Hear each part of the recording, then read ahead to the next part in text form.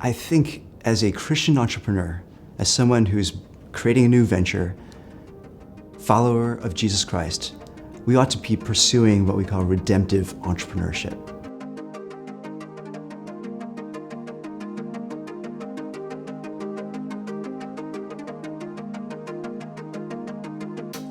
There's the individual, the who, the founder's script. What are we motivated by? What are the guiding principles of our life and our venture? And for a Christian, that's obviously coming from Scripture, from God. The what? What is our strategy? What is our redemptive strategy? What are the products and services and brand and physical locations that we're putting into the world so that other people can experience what we believe? And then the third piece is what we call a redemptive execution, the how.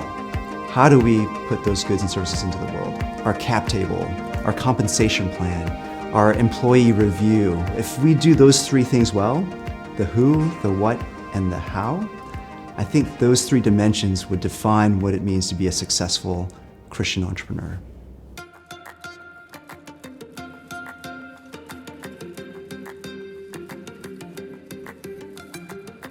You can't just go to church on Sunday and say, well, I'm a Christian, and then what I do in work is something maybe a little bit different. You have to have communion with the real living God every day. You have to pray without ceasing. You have to bring everything to the altar. We want to exhibit this peace that surpasses all understanding and have this incredible joy. And it's that's going to be this incredible aroma that's really attractive to other people. So very few entrepreneurs that we see have really got that nailed. But when they do, it's such an incredible witness and testimony.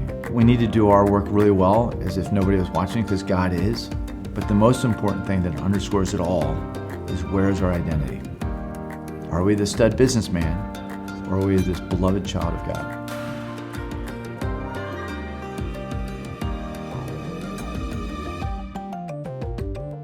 40, 60, 80-hour weeks, putting those in at startups, that's a lot of time, and that's a lot of energy put into building those relationships with people. And if we're not transparent about who we are and what we believe in as believers, man, you're missing out on so many opportunities to impact people's lives in how we walk out our faith.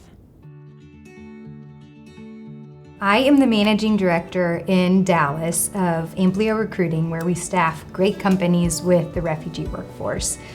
The resounding story that I kept hearing is just how many people have amazing skill sets and need jobs. And so I was thinking, there's got to be a way that I could do both of these things and make a difference and use my skill sets. And so this has been the perfect blend of both of those together, where every day I get to work with people like Alouette and help them find jobs, but also just befriend them. And that's probably been the sweetest thing about this is getting to have friendships with people like Alouette. Yeah, so just this past week, Alouette got to convert to permanent employee with the Dallas Athletic Club. And so that is actually Dallas's first person who has converted over as a first refugee permanent employee. And so I'm just really excited. It's totally a testament to Alouette's work character and just her spirit of helpfulness and willingness to work hard that has just been rewarded. And it's fun to see that in real life. We should have an advantage in creating an entrepreneurial ecosystem within the church. We should see it as our spiritual form of worship. We should see community, and we should see this kind of flourishing being part and parcel of what we do as church. And so you need to have the community, and you need to have mentoring. You need to have access to investment capital, and I think that oftentimes comes hand in hand with investing. I think the other thing we need to have is we need to have commissioning. I think that our senior pastors need to get out there and commission entrepreneurs. What a huge opportunity for churches. This rise of the entrepreneur, this large percent of people who want to work for themselves, churches have the opportunity to build into people the skills to create culture that's Christ-based. Culture that's Christ-based changes cities. And we could use some city changing around here, and we could use it around the world. I come here 2012 to Dallas.